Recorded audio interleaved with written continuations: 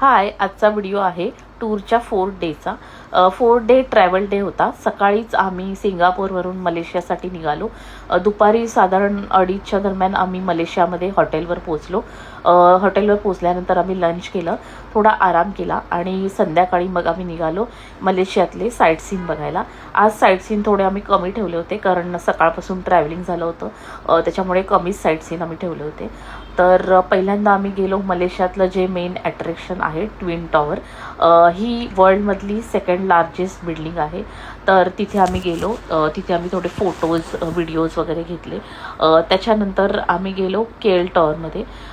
KL टॉवरमध्ये night view खूप छान दिसतो, तर तिथेही आम्ही थोडे फोटोज आणि व्हिडिओ घेतले. त्याच्यानंतर केएल टॉवरमध्येच आम्ही डिनर केलं आणि असा होता माझा 4 डे. Thank you for watching.